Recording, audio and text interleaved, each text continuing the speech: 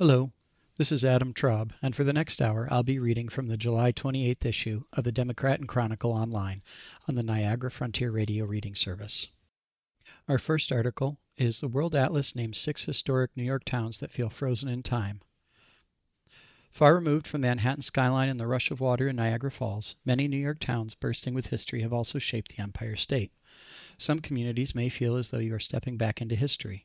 Here are 6 towns in upstate New York that will transport you to the past, according to World Atlas, a website that publishes content about resources surrounding travel and other topics. Skaneateles. Skaneateles, with its unique shops and restaurants, sits astride the northern tip of Skaneateles Lake in Onondaga County and was founded in 1830. Home to Carpenter Falls and Bahar Nature Preserve, and of course Skaneateles Lake, the town is an outdoor enthusiast stream. Skaneateles Lake is considered to be one of the highest Finger Lakes at almost 900 feet above sea level, and there are also several parks in Skaneateles, including Clift Park, Thayer Park, and Shotwell Memorial Park. The town also boasts a quaint historic district which hosts a Charles Dickens-themed festival each year in December. The historic district boasts a wealth of well-preserved 19th century buildings and has been part of the National Register of Historic Places since 1984. Each summer, visitors flock to the Skaneateles Festival, a month-long music festival. Saratoga Springs. Known primarily due to the extensive interest in horse racing, namely the Saratoga Racing Hall of Fame, the town of Saratoga Springs also boasts cultural depth, including the popular Saratoga Performing Arts Center. Broadway Street, which forms the town's core, is bustling and lined with unique boutiques, cozy cafes, and art galleries. Saratoga Springs also has natural mineral springs, which have attracted visitors seeking wellness for centuries. The Saratoga Spa State Park also offers a tranquil retreat. The nearby Saratoga National Historical Park, the scene of a historic Revolutionary War battle site, also offers breathtaking views of the Hudson Valley. Potsdam. Potsdam is a town celebrated for its educational and cultural contributions, with both Clarkson University and SUNY Potsdam. The town's rich history is closely tied to the Gilded Age, and its architecture reflects this period's grandeur. This St. Lawrence County town is located at the foothills of the Adirondacks and is home to some lovely parks, including Postwood Park on the waterfront, which has a beach and swimming area. Then town is also a great spot for hiking, biking, and cross-country skiing. The village on the banks of the Raquette River is home to dozens of eateries and specialty shops and galleries and museums. Aurora. Established in 1795, Aurora is a small village of roughly 735 people on the eastern shore of Cayuga Lake. The Cayuga County community has a rich culture of landmarks, including the notable Aurora Inn. The village was home to Wells College, which for years was a women's-only liberal arts college and closed in 2024. Also known as Aurora on Cayuga, the village is filled with lakeside inns and estates, eateries, and shops. Visitors can also enjoy lakeside recreations and water sports on Cayuga Lake. The entire village is listed on the National Register of Historic Places, and several of its original 18th century buildings remain today, including the Morgan Opera House, a beautifully restored Victorian theater located inside a Tudor Revival-style building. Gilbertsville. Located in Otsego County, Gilbertsville is a small village in New York's Butternut Valley.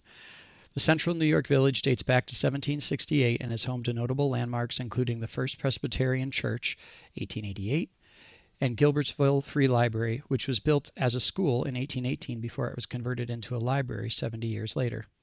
The Empire House, now a restaurant and hotel, is the village's oldest commercial property, but was once a center for abolitionism. Today, much of the village forms the Gilbertsville Historic District, which is on the National Register of Historic Places due to its well-preserved 19th century architecture. Sleepy Hollow.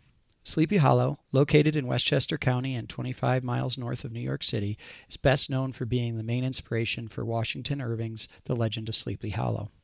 There are also several natural attractions nearby, including Nyack Beach State Park and Rockefeller State Park Preserve, as well as historic sites including Phillipsburg Manor, the Old Dutch Church of Sleepy Hollow, and the Sleepy Hollow Cemetery, where Irving and many other notable souls were laid to rest. Next up, stabbing leaves man seriously injured, woman charged in domestic dispute. A man was seriously injured after being stabbed during a domestic dispute at a Carlton residence over the weekend, according to the Orleans County Sheriff's Office.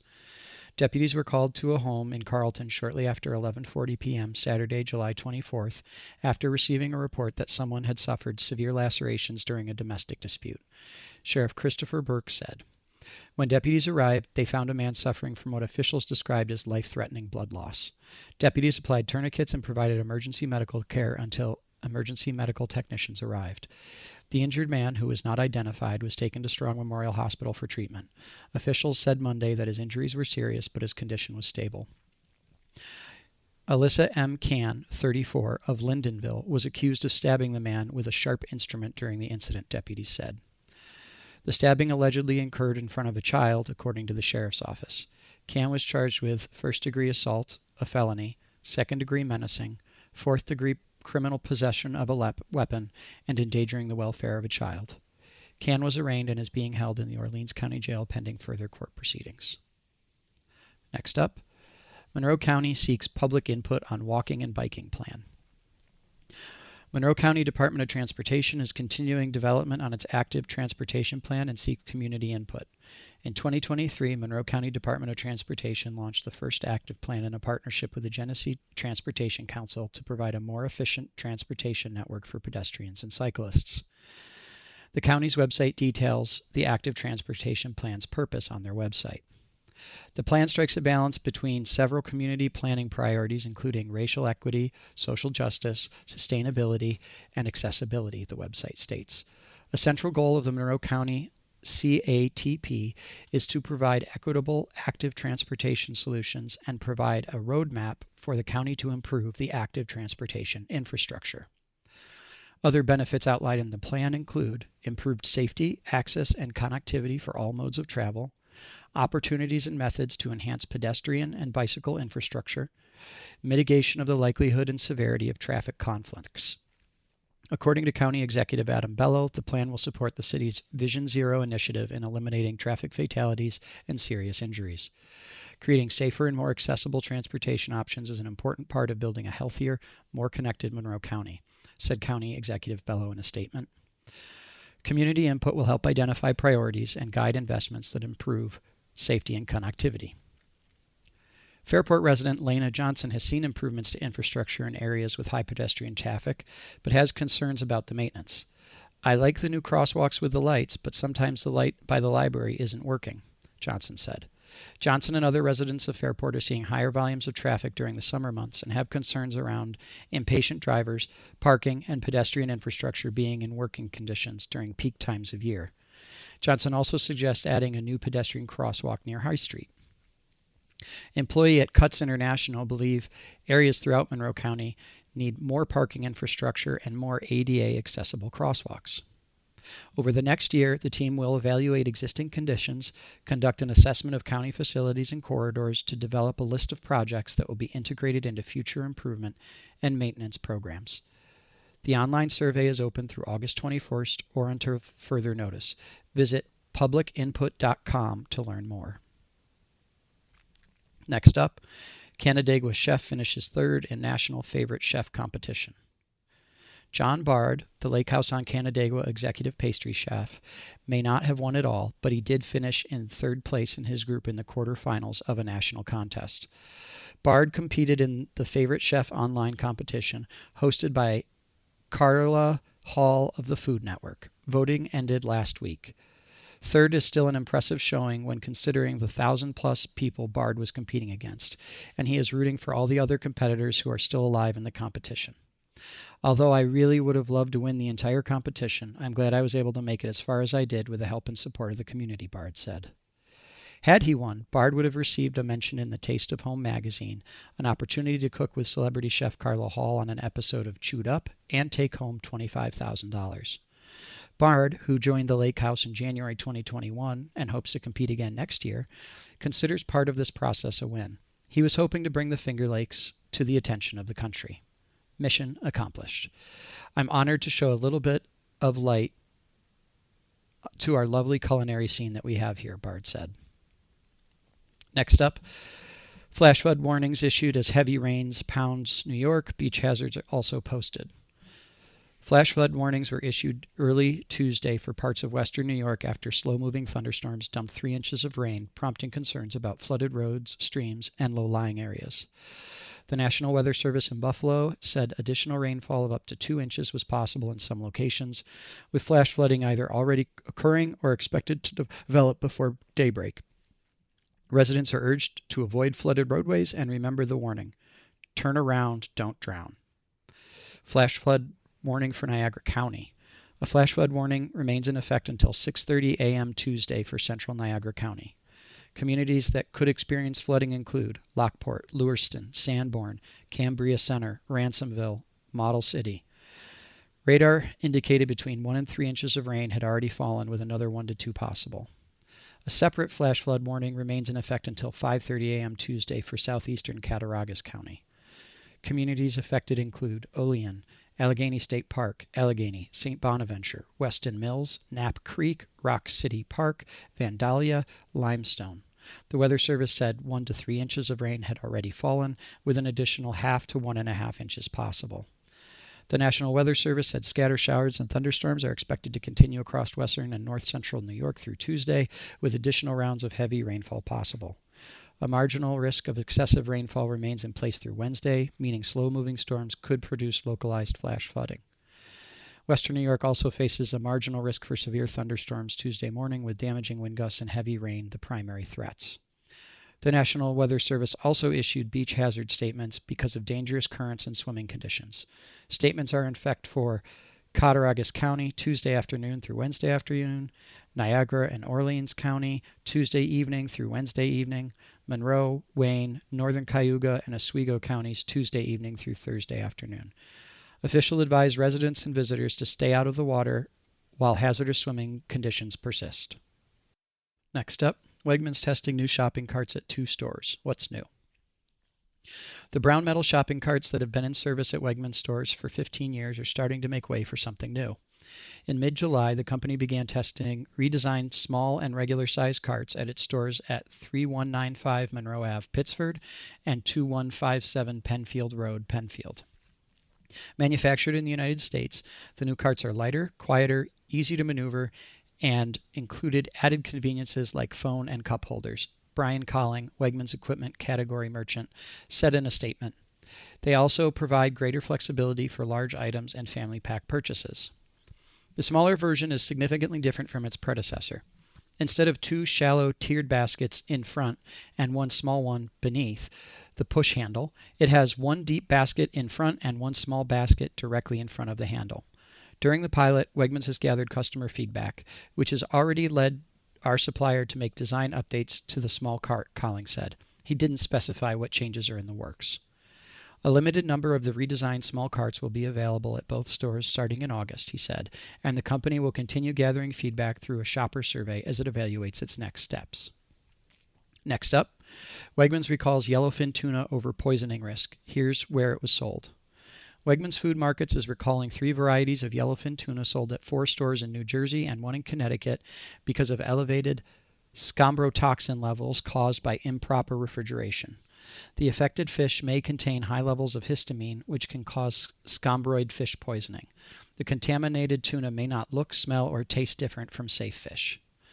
Scombroid fish poisoning is a foodborne illness caused by eating fish with high levels of scombrotoxin, a histamine produced when certain fish are not properly refrigerated. The illness can resemble an allergic reaction and usually develops within minutes to hours after eating contaminated fish. According to the California Department of Public Health, common symptoms include rash, diarrhea, redness or flushing of the face, neck, arms, or upper body, sweating, headache, vomiting.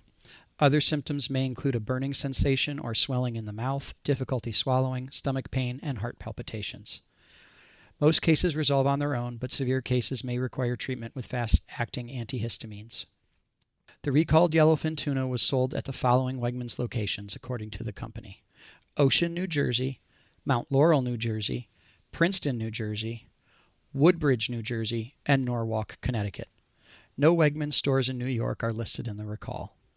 The recalled products were sold between July 18 and July 25 and include yellowfin tuna steaks, 1 pound, UPC 2-06644-XXXXX-4, Yellowfin tuna steak package 1 pound, UPC 2-66644-XXXXX-8, and Food You Feel Good About Yellowfin tuna medallions 1 pound, UPC 2-06839-XXXXX-0. Customers who purchase the recalled yellowfin tuna should return the product to a Wegmans customer service desk for a full refund. Customers can also contact Wegmans at 855-934-3663 from 8 a.m. to 7 p.m. daily. You are listening to a reading of articles and features from the Democrat Chronicle on the Niagara Frontier Radio Reading Service. Up next, 2 New York State beaches closed due to algae bloom bacteria concerns. 2 beaches at New York State parks are closed, one for harmful algae blooms and the other for high bacteria levels, according to the State Department of Parks, Recreation, and Historic Preservation. Another state park swimming beach is operating under advisory for high bacteria levels. New York State has nearly 70 state-owned swimming beaches, which are all regularly tested for bacteria levels of impaired water quality and to determine the public's risk of coming into contact with waterborne diseases, according to state officials. The New York State Department of Parks, Recreation, and Historic Preservation tracks and updates the findings from the weekly testing and provides updates on whether beaches are open, closed, or under advisory. Test results are available about 24 hours after samples are taken. Here's what to know about the closed beaches.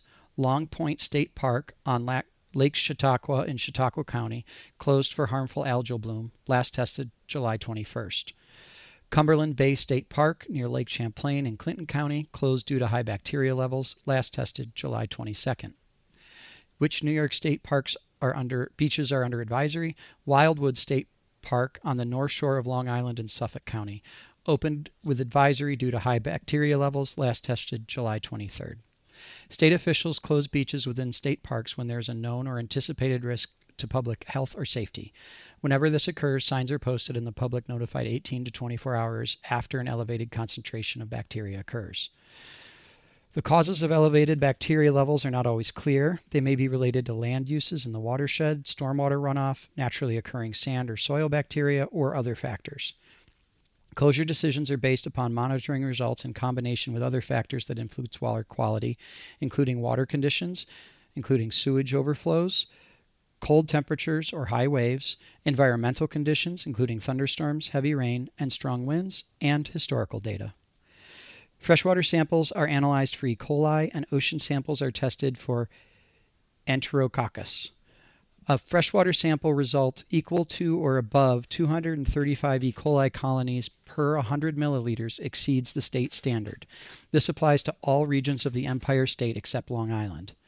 An ocean sample result equal to or above 104 Enterococci colonies per 100 milliliters exceeds the state standard.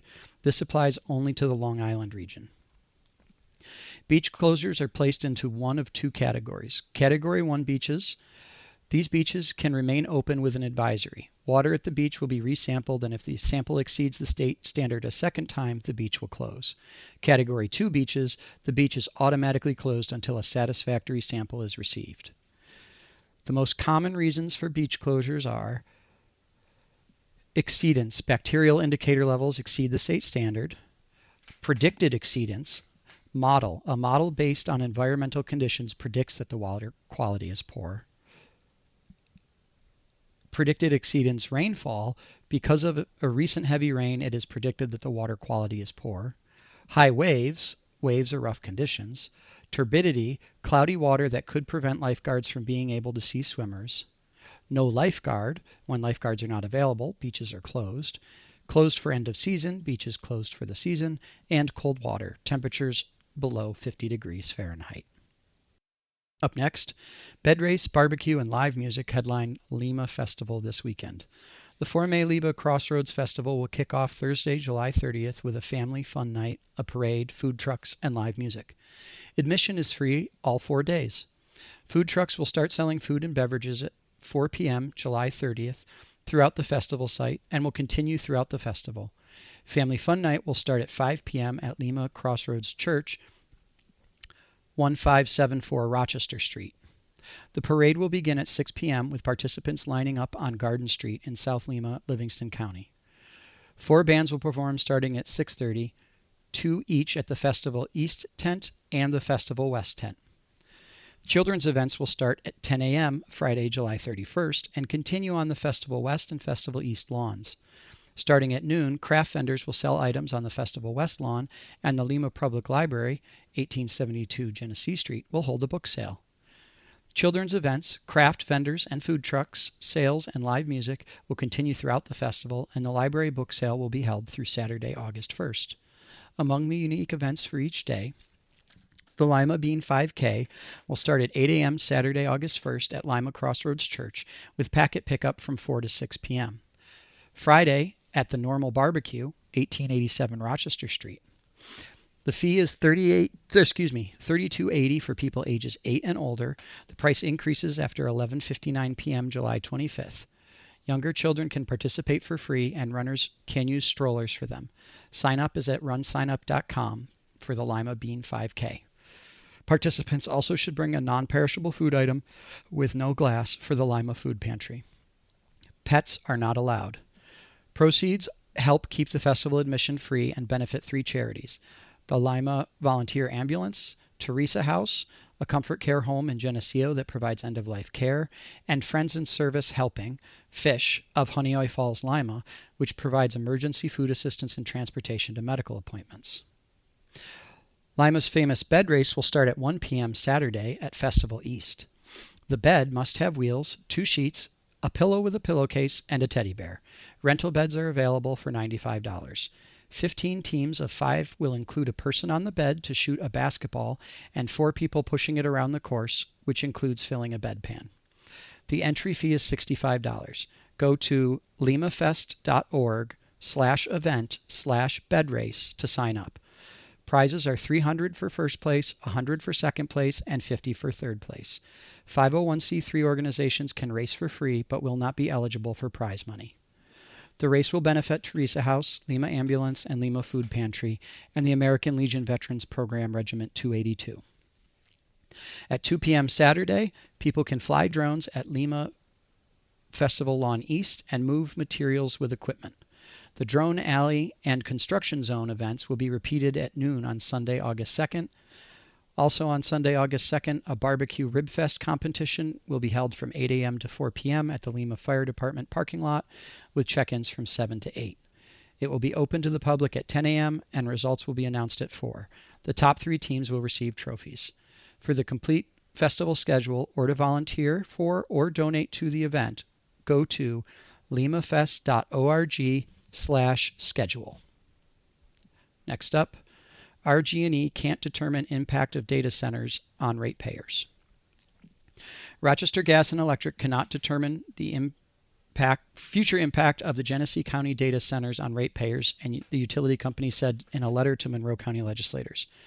RG&E clarified in the letter, in a response from a letter sent by 4 Democratic Monroe County legislators, that none of the upgrades planned for the data center would affect the resources or workforce for planned improvements to the grid in Monroe County, including upgrades in Henrietta and Penfield.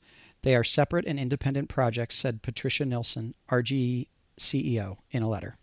RG&E told Monroe County lawmakers that infrastructure costs tied to the Western New York Science, Technology, and Advanced Manufacturing Park would not be borne by ratepayers, but it cannot determine what effect large electricity users could have on future supply costs.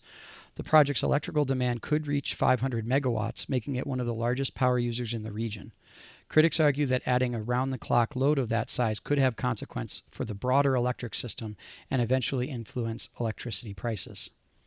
The cost of the upgrades at STAMP will be funded by the Genesee County Economic Development Center, including Fast New York funds to complete the substation the data center would use. As companies locate at STAMP, they would be required to pay their share of the cost of the substation based on their usage, according to Mark Massey, President and CEO of the Genesee County Economic Development Center.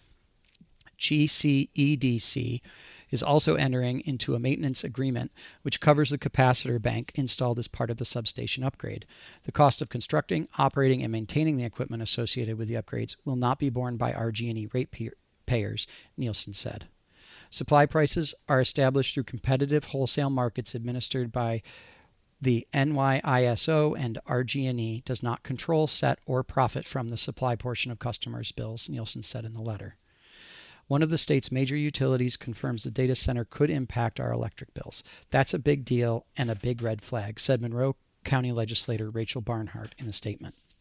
In its 2026 Power Trends report, the state grid operator said the number of large road proposals like data centers are rising at a cost when reliability margins have tightened. Facilities running around the clock will affect local peaks and traditional load patterns.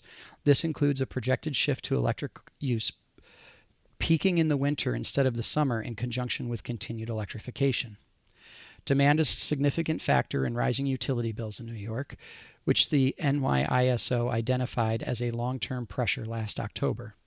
While it identified increased electrification as one reason, it also mentioned the rapid expansion of semiconductor manufacturing and new data centers as the cause of a surge in electricity demand in the future, specifically identifying the Streams U.S. data center project at Stamp. Surging demand from electrification and data center growth drives up prices and prompts calls for accelerated investment in new resources, the NYISO blog post said. Next up, groundbreaking for $24 million Culinary Arts Center in Canandaigua postponed. Because of the rain and further threat of inclement weather, Ontario County officials have postponed a ceremonial groundbreaking on the $24 million Culinary Arts Center of Excellence in Canandaigua. The groundbreaking on this ambitious project was originally scheduled for Tuesday morning, but with significant rain and possible storms in the weather forecast, the county and its project partners decided to reschedule the outdoor ceremony rather than proceed under unfavorable conditions. In a statement released early Monday morning, county officials stated, "The county has been preparing diligently for this exciting project and does not want the inclement weather to detract from such an important milestone. The county and its partners remain fully committed to the project, and the new date will be shared as soon as arrangements are finalized." The center will be built on roughly 2.5 acres of property adjacent to Pinnacle North and across Lakeshore Drive from the city of Canandaigua's Kershaw Park. The intent is to create a year-round destination for culinary education in the heart of the Finger Lakes. The project is funded by the State University of New York, the Sands Family Foundation, the Canandaigua Area Development Corporation, and other project stakeholders. What's planned for the Canandaigua Culinary Arts Center? Work is expected to be done in late summer 2027. The project will house the Finger Lakes Community College Culinary Arts Program and the New York Kitchen under one roof, along with programming offices for Cornell Cooperative Extension of Ontario County. As part of the move, the existing New York Kitchen facility on South Main Street in Canandaigua is to be sold. The combined facility will house shared demonstration and kitchen teaching operations, as well as a public space, according to county officials. The New York Kitchen will operate retail and tasting spaces for New York products. A restaurant is not part of the plan. A portion of the property may be used for a city park. Next up, new bakery opens with cakes, cookies, pies, and grab-and-go treats. A new Wayne County bakery is open for business. Marion Bake Shop opened on 4071 North Main Street in Marion on Friday, July 3, 2026. The grab-and-go style bakery sells a variety of cakes, pies, cookies, muffins, biscotti, and more. Customers can also order Marion Bake Shop's custom cookie cakes for special occasions. The bakery is owned by Kristen Palmer, making her a third-generation business owner. Her father and grandfather ran Marion's Service Center for over 60 years. Her bakery's location is in the same building Tim's Auto Body used to be, a business her uncle owned for 30. Growing up in a family of small business owners gave me a lot of respect and admiration for the hard work that these people put in every single day, Palmer said. It made me want to do the same thing one day, and now I'm doing just that. Marion Bake Shop is open from 7 a.m. to 1 p.m. every Friday, Saturday, and Sunday. Updates on the bakery's promotions and specials are available on Marion's Bake Shop Facebook and Instagram. Next up, Phelps Sauerkraut Weekend goes all out for America's 250th. The Phelps Sauerkraut Weekend will celebrate America's 250th birthday with stars, stripes, and sauerkraut theme. The village-wide celebration July 30th through August 2nd, will include marketplace vendors on the festival grounds, events at the American Legion and carnival rides, and community vendors at the carnival site on Ontario Street. Other activities will include live entertainment, food, vendors, the Crowder 5K and 20K, 2 parades, fireworks, a kraut crawl, car and tractor shows, horse-drawn wagon rides, kid zone and family activities, children's games, a pancake breakfast, a chicken barbecue, eating contests, and other competitions, and more. Among them, the Sauerkraut Weekend Kitty Costume Parade will start at 6 p.m. Thursday, July 30th at Redfield Park. The Sauerkraut Weekend Parade will begin at 4 p.m. Saturday, August 1st at the intersection of Main and South Wayne Streets. It will start west on Main Street, then proceed south on Eagle Street and east on Ontario Street, ending at the driveway to the carnival grounds off Ontario Street. The Sauerkraut Weekend Cake Cutting Ceremony will begin at 7 p.m. Saturday, August 1st at the Pavilion at Grounds. Recipes for chocolate sauerkraut cake, silver floss sauerkraut spice pie, kraut Swiss steak, and more can be found at phelpsbdtc.com/recipes. The Sauerkraut Weekend 20K, which the Phelps Business Development and Tourism Council says is the oldest race in the Finger Lakes, and a 5K will be held Saturday, August 1st. Packet pickup will begin at 6:30 a.m. at the lot at the corner of Main and Flint. If you use a marker, use 8 Banta Street, Phelps Community Center. The 20K early start for anyone who runs a 12-minute mile or slower is at 7 a.m., while the regular start will be at 8 a.m. The 5K will begin at 8:30 a.m. The entry fee is $59.30 for the 20K and $43.40 for the 5K. Registration ends at 5:45 p.m. Friday, July 31st. All participants will get shirts, finisher medals, post-raid food, and a can of sauerkraut, while the top 3 finishers will get recognition. A post-race celebration will begin at 10 a.m. near the finish line. Sign up and more events can be found up on runsignup.com. The festival began as a one-day festival in 1967 when Phelps was one of the largest producers of sauerkraut in the world. Next up, Andrew Dice Clay coming to Rochester in October. How to get tickets. Comedian Andrew Dice Clay is coming to West Her Auditorium Theater for a 7:30 p.m. show on October 22nd. Tickets go on sale at 10 a.m. Friday, July 17th at the Auditorium box office, 885 East Main Street, and Ticketmaster.com. Prices at the box office start at $45.50 and at $57.30 through Ticketmaster. The Dice Man rose to fame in the late 1980s. Brash, offensive, and leather-clad, he was best known for spouting vulgar nursery rhymes. In 1990, he became the first comedian to sell out New York City's Madison Square Garden for 2 consecutive nights. That same year, he hosted Saturday Night Live, prompting cast member Nora Dunn and scheduled music guest Sinead O'Connor to boycott the show in protest. He was also banned from MTV for a time. He has released gold and platinum selling albums, including The Day the Laughter Died, and best-selling DVDs, Dice Rules, and starred in several HBO pay-per-view and Showtime stand-up specials. More recently, he has been recognized for his acting, including on the final season of Entourage, where he played a self-deprecating version of himself. He was also featured in Woody Allen's Blue Jasmine, 2013, Martin Scorsese's Vinyl, 2016, and Bradley Cooper's A Star is Born, 2018, in which he portrayed the father of the Lady Gaga character. In 2014, Simon & Schuster published his autobiography, The Filthy Truth. Next up, popular Seattle-based fashion retailer coming to Victor. Seattle-based fashion retailer Nordstrom Inc. has announced plans to open a Nordstrom Rack store in Victor next spring. We look forward to being part of the Victor community and serving our customers with an amazing offering of great brands at great prices, Gemma Leonello, president of Nordstrom Rack, said in a July 24th announcement. Nordstrom Rack is the off-price retail division of Nordstrom Inc. and offers discounts of up to 70% on apparel, shoes, accessories, beauty products, and home decor. The 23,000 square foot Victor store will be in Eastgate Square across from Eastview Mall. Current Eastgate tenants include TJ Maxx and Michaels. This will be Nordstrom Rack's first location in the Rochester market. Currently, there are 9 stores in New York State, including in the Buffalo area and Syracuse. Leonello added that the Victor location will allow consumers to pick up and return online orders from Nordstrom.com and NordstromRack.com. Next up, New York warns police to end ICE agreements as upstate sheriffs push back. Warning letters were sent to a handful of police agencies in New York with formal cooperation agreements between local law enforcement agencies and U.S. Immigration and Customs Enforcement as the state moves towards banning them by the end of August. Through a newly created state bureau within the State Attorney's General Office, the Office of Immigrant Trust, 12 local law enforcement agencies in New York received the memos on Friday, July 24th, informing them of the new state law that requires all 287G agreements to be dissolved by August 25th. The change is part of the state's Local Cops, Local Crimes Act, a package of legislation included in this year's state budget aiming to limit state and local involvement in federal civil immigration enforcement. It was passed by the state legislature and signed by Governor Kathy Hochul in May. The restrictions, however, are currently being challenged by the Trump administration. Nobody is above the law, Hochul said in a statement.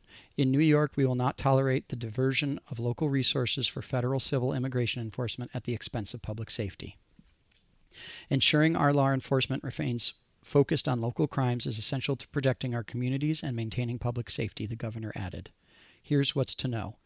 The Office of Immigrant Trust has been tasked with enforcing the state's laws surrounding the protection of immigrant communities across New York, according to state officials.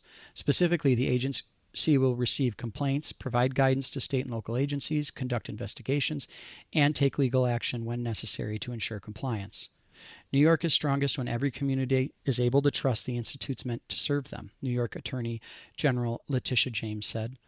The Office of Immigrant Trust will help ensure that schools, local governments, and public agencies remain places of safety and support rather than agents of the federal administration's campaign of fear and intimidation.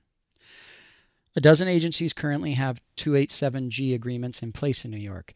These are the agencies that received letters, according to the state, which span from western New York to Long Island.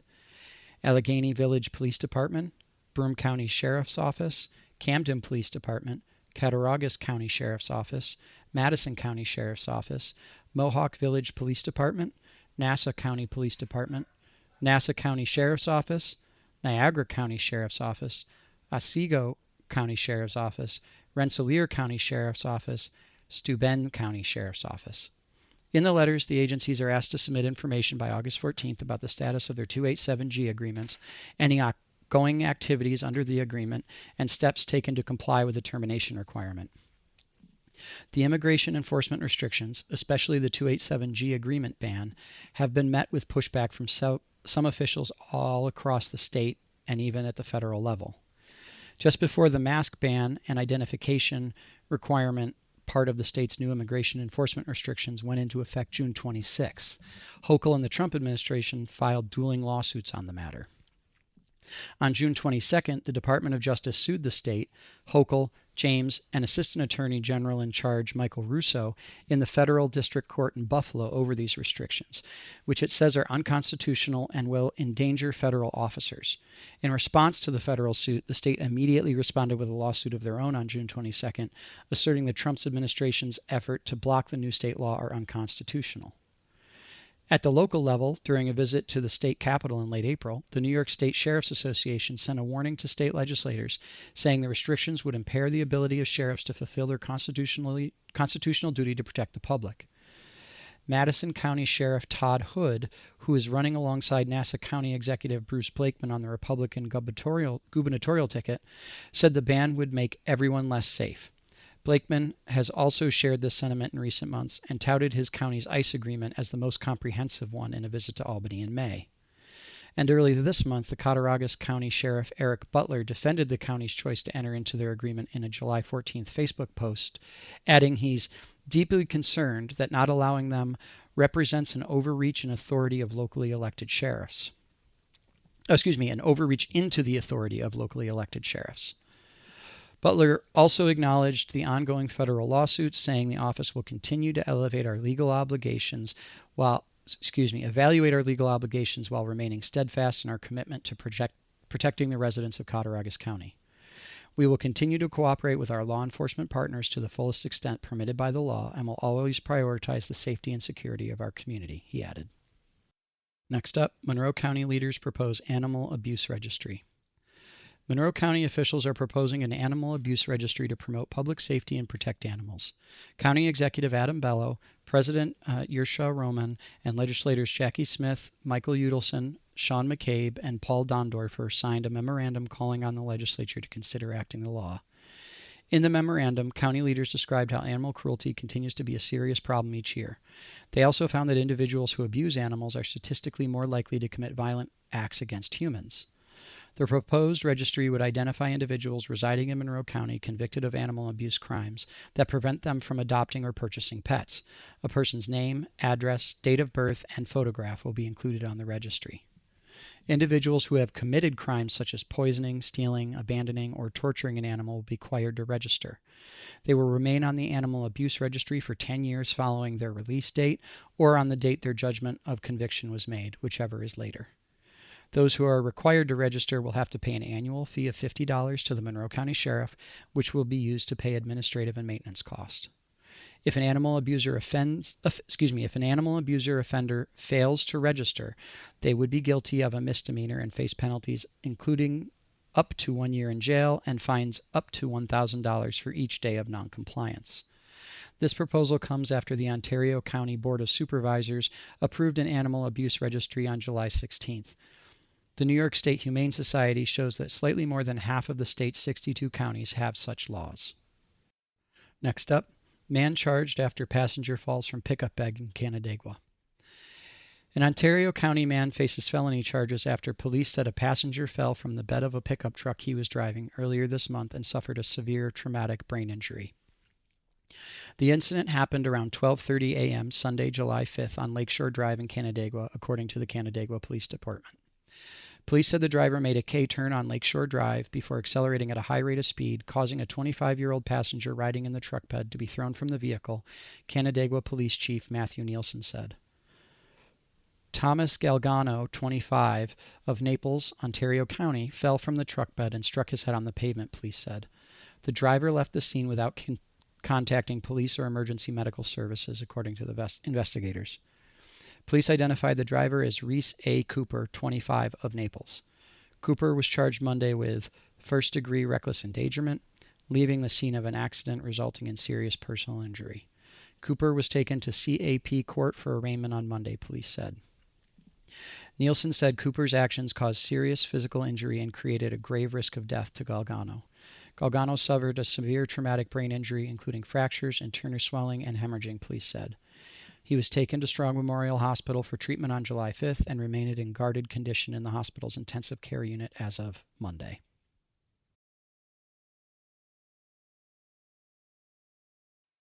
Next up, a former Dansville woman remains ID'd after 41 years. A former Livingston County resident who disappeared over 4 decades ago has been identified through DNA after her remains were discovered in Florida, authorities said. The Livingston County Sheriff's Office announced that DNA testing has confirmed the identity of former Dansville resident Rose Marie Gayhart, who had been missing since 1985.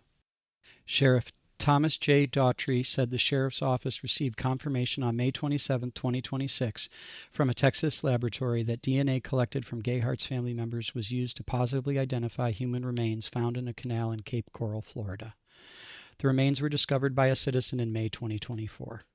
Investigators said the DNA used to confirm Gayhart's identity had been collected by members of the Livingston County Sheriff's Office in 2007 as part of the missing persons investigation. Authorities said the case remains an active homicide investigation being led by the Cape Coral Police Department in Florida. Anyone with information is asked to contact the Livingston County Sheriff's Office at 585-243-7100 or the Sheriff's Tip Line at 844 LCSO-TIP. Next up, police disperse crowd gathered for unpermitted video shoot. Rochester police broke up a crowd of hundreds of residents who gathered on Chile Avenue the night of July 23rd for an unpermitted music video shoot. The confrontation occurred hours after city officials announced a new overnight gathering ban aimed at preventing crowd-related violence. Social media posts of the event show the neighborhood was packed, with people eating, drinking, and hanging out through the late evening. According to RPD's report, the crowd turned more tumultuous and took over the roadway about 8 p.m. Several small fights also prompted police action, a city spokesperson said. Officers ordered the crowd to disperse about 10 p.m. using a loudspeaker. After several minutes, a few in the crowd responded by throwing glass bottles and other objects at the officers, the spokesperson said. RPD used pepper balls to break up the scene. At least one social media post captured that exchange. The Pat West video doesn't show any fights during the recorded period of 15 minutes as police stage forces, and also shows a person getting part of the crowd to leave as police asked. This was before pepper gas. The Democrat Chronicle contacted West for comment. There were no arrests or injuries reported. The police action isn't directly tied to the new ban since it happened earlier in the evening than the overnight period. The city's ban prohibits groups of 10 or more people from gathering on city streets, sidewalks, and parks between 11 p.m. and 5 a.m. until further notice. Unlike a curfew, the order does not prohibit individuals from being out late at night and includes exemptions for permitted events, protests, and emergencies. City officials said that officers will first ask crowds to disperse and go home. Those who don't comply could be arrested on a Class B misdemeanor charge. Next up, mother testifies in Soda's killing resentencing case. The mother of Charlene Childers used the same words to describe an abusive relationship with her ex-husband as she did to portray the dynamic between Childers and her teenage ex-boyfriend. Sometimes good, sometimes bad, she said in a Wayne County courtroom, July 24th. Family members from both sides have agreed the young couple's relationship was tumultuous, but whether arguments rose to the level of domestic violence will be the focus of a resentencing hearing for Childers, who in 2018 admitted to planning the Sodas murders of Joshua Niles and his fiancée Amber Washburn over a custody dispute. Childers and Niles split several years earlier but shared 2 children. In October 2018, after a court granted Niles full custody, Childers and her husband, Timothy Dean, plotted and carried out the double homicide. Now she is asking a judge to reduce her sentence under New York's Domestic Violence Survivors Justice Act. To do so, Childers must prove she was suffering from ongoing domestic violence at the time of the incident, it was a significant contributing factor to her crime, and that she received an unduly harsh sentence.